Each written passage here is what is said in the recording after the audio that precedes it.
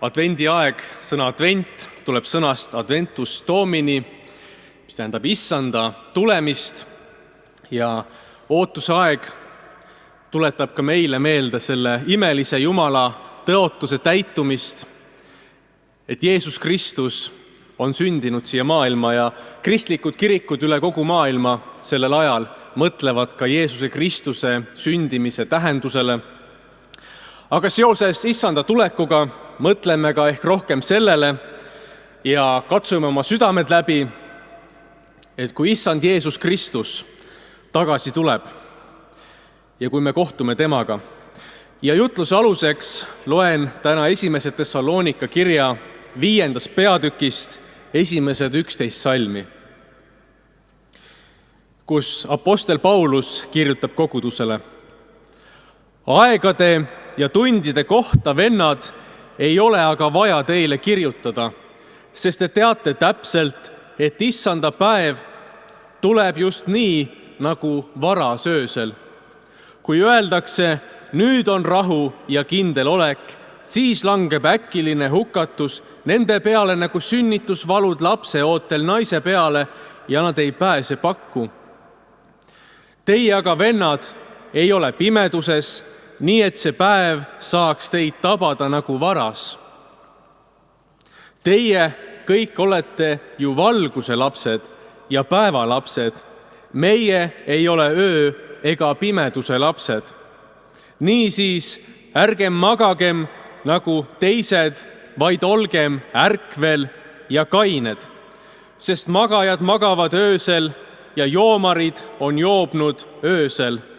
Aga meie, kes me oleme päevalapsed, olgem kained, rõivastatud usu ja armastuse kaitserüüga ning päästelootuse kiivriga. Sest Jumal ei ole meid asetanud viha alla, vaid pääste saamiseks meie issanda Jeesuse Kristuse läbi, kes meie eest on surnud, et meie, kes me oleme ärkvel või magame, üheskoos temaga elaksime. Seepärast julgustage üksteist ja igaüks kosutagu teist, nagu te seda teetegi. Aamen. See on Jumala sõna. Apostel Paulus kutsub kogudust üles valvsusele.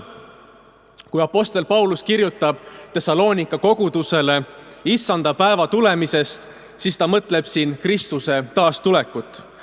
Aegade ja tundide kohta, vennad, ei ole aga vaja teile kirjutada, sest te teate täpselt, et issanda päev tuleb just nii nagu varasöösel.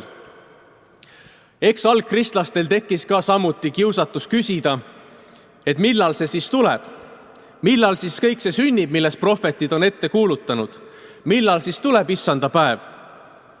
Ja kui keegi usklik inimene on lahkunud siit ilmast ennem seda, kui issanda päev on kätte jõudnud, milline pärand siis saab temale? Milline on tema saatus? Ja palju küsimusi oli tekkinud. Mõned usklikud Thessalonika linnas olid mõelnud, et kui Jeesus peagi tagasi tuleb, siis ei ole ju mõtet ka tööd teha. Elasid teiste kulul, ootasid Jeesuse tulekut, ise mõeldes, miks me üldse näeme vaeva töö tegemisega, kui Jeesus kohe-kohe tagasi tuleb. Olid kord 2 venda. Üks vend hakkas endale maja ehitama ja teine mõtles, et mina küll ei hakka vaeva nägema, et issanda taastulek on nii ligidal. Ja nüüd, kui aastakümned on mööda läinud, siis üks vend elab oma majas, teine elab ikka oma üürikorteris.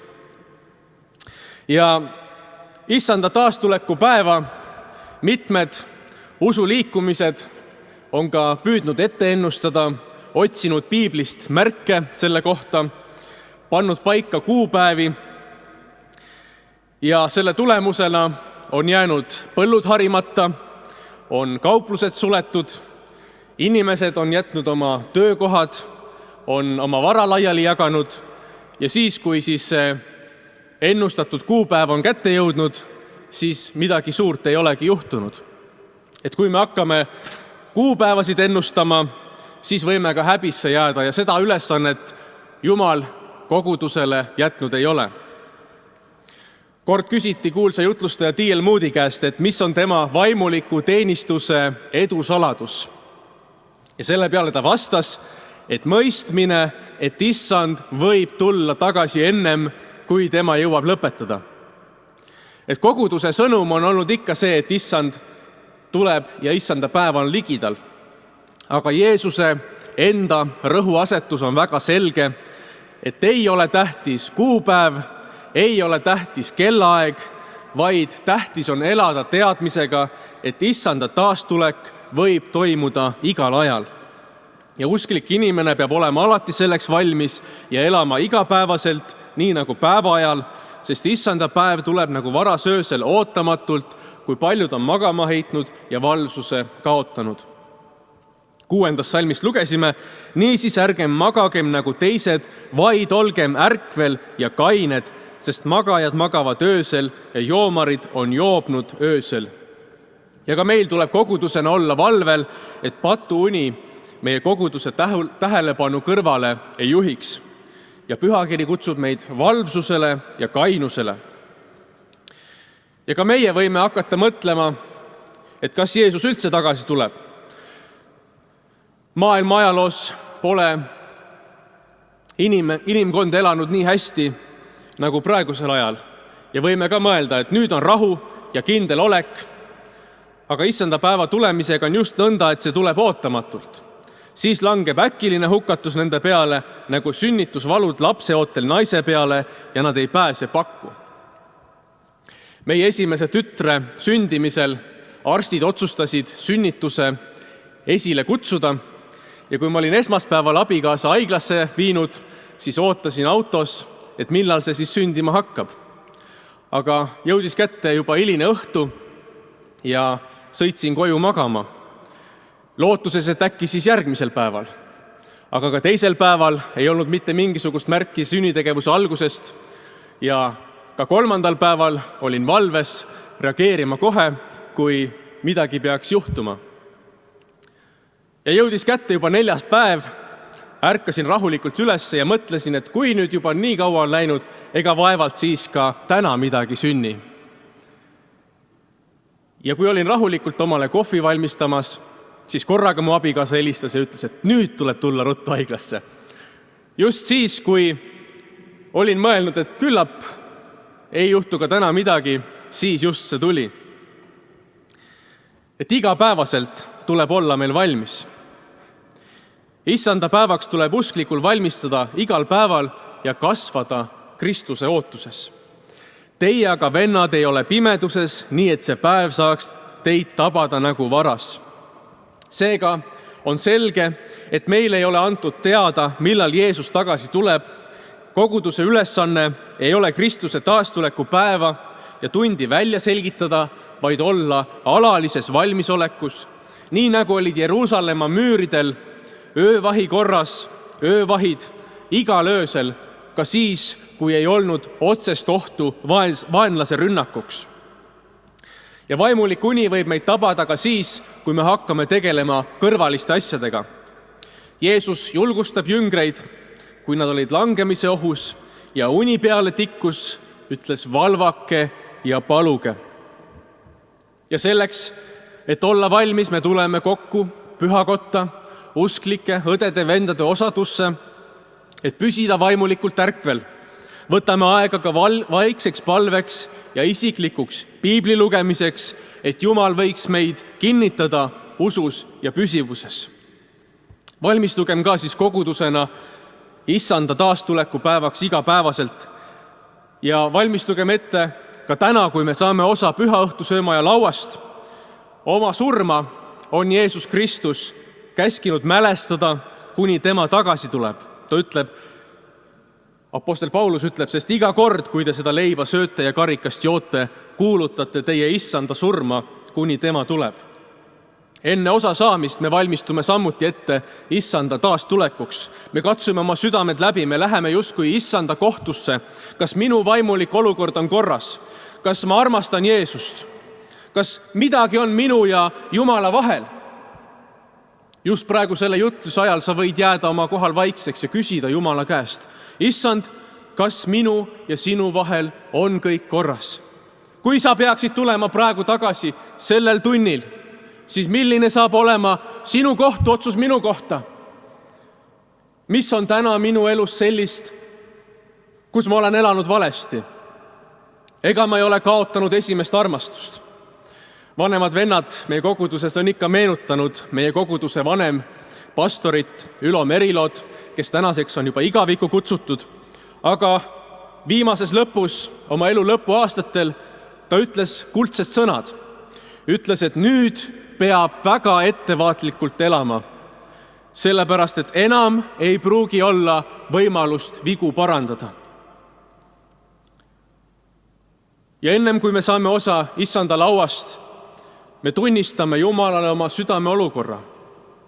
Ja pühakiri ütleb, et kui me eneste üle mõistame kohut, siis issand kasvatab meid, et meid koos maailmaga hukka ei mõistetaks. Salmist 8 lugesime, aga meie, kes oleme päevalapsed, olgem kained, rõivastatud usu ja armastuse kaitserüüga ning päästelootuse kiivriga. Ja ärgu olgu ka meie südames midagi, mis päeva valgust kardab. Sest Jeesus Kristus on meie päästetooja, kes meid pattudest on vabaks ostnud. Keegi tundmatu on öelnud kord sõnad, iga inimese elus tuleb aeg, kus ta kas on uuesti sündinud või soovib, et ta poleks kunagi sündinud. Sest iga hing issanda päeval, Jeesuse taastuleku päeval peab seisma issanda ees, kes mõistab kohut elavate ja surnute üle. Ja meie igavikuline saatus saab otsustatud selle läbi, kuidas me oleme issandat oodanud. Ja eks me oleme kõik olnud, kes me siin oleme olnud ka pimeduse lapsed, aga kui Jeesus Kristus on tulnud meie südamesse elama, kui me oleme saanud päästetud, oleme saanud oma patud andeks, oleme uuesti sündinud, siis hakkab meie eludes ka paistma üks jumalik valgus. Ja täna Jumal tahab enda juurde kutsuda neid, kes on oma elus valguse kaotanud. Advendi sõnum on täna meile, aga kõigile, kes tema vastu võtsid, andis ta meelevalla saada Jumala lasteks, neile, kes usuvad tema nimesse, kes ei ole sündinud verest, ei lihatahtest, ei mehe tahtest, vaid Jumalast. Milline õnnistus ja suur rõõm, kui võime alustada igat päeva usus, et issanda taastulek on jälle lähemale jõudnud ja Pauluse soov on, et meie võiksime seista kindlas usus, teades, et Jeesus on meie päästja, et meie patud on meile andeks antud. Ta ütleb, seepärast julgustage üksteist ja igaüks kosutagu teist, nagu te seda teetegi. Kogudusena meil on võimalus üksteist julgustada, üksteist üles ehitada, kinnitada, sest igaüks, kes usub Jeesusesse, võtab Jeesuse vastu oma isikliku päästjana, siis pääseb patu pimedusest valguse kätte. Ühel Aafrika missionäril oli väike generaator, millega sai valgustada väikese kiriku lambipirni, mis siis selle kiriku valgeks muutis. Ja ühel kohalikul, kes seda pirni seal laes helendamas nägi, tekkis küsimus, et kas ka tema saaks endale sellise pirni. Ja ta küsis selle missionäri käest ja see missionär andis talle rõõmuga varupirni. Ja kui ta siis mõne aja pärast läks seda meest külastama, kellele ta selle pirni oli andnud, siis ta nägi, et see lambipirn oli seotud selle väikese majakese lakke tavalise nööriga rippuma. Ja siis see missionär pidi sellele mehele seletama, et ainult sellest, kui see lambipirn seal laes ripub, sellest ei ole kasu. Vaja on veel lisaks juhtmeid ja elektritoidet. Ja armsad, eks meie eludes saab ka see valgus põleda ainult siis, kui me oleme ühenduses Jumalaga. Ja otsigem siis Jumalaga seda ühendust. et meie eludes võiks särada jumalik kirkuse valgus ka sellel advendi ajal.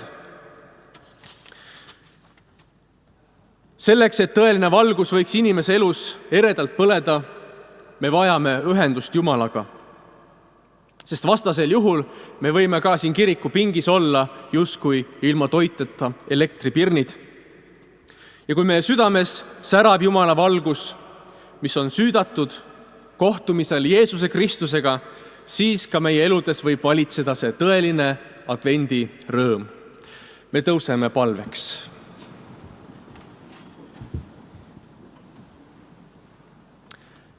Issand, me oleme sinu taastuleku ootuse ajas. Tule, Issand Jeesus, me igatseme ja ootame sind. Me tõstame oma silmad sinu peale ja ärgu olgu meie eludes midagi, mis meie tähelepanu hajutab, mis meie valvsust varjutab. Issand, me palume sinu ligiolu iga meie koguduse liikme elus, et ka meie eludes võiks paista see imeline valgus, sinu kirkuse väljendus. Issand, aita, tule, Issand Jeesus, meie eludesse, puhasta meie südamed ja valgusta meie südamed läbi, et kui meie eludes on midagi, mis ei austa sind, et siis me võiksime selle maha panna sinu risti alla. Issand, täida meid oma püha vaimuga, oma tulega. Issand, et meie võiksime olla need valguse lambid, kirkuse tuli selles maailmas, lootuse toojad selles pimeduses. Issand, kasuta meid. Issand, näita meile neid inimesi, kes täna on pimeduses, kes on lootuse kaotanud, kes on meeleheitel, et meie võiksime advendi sõnumiga minna nende juurde ja jagada seda lootust, mis meil on sinu tundmises.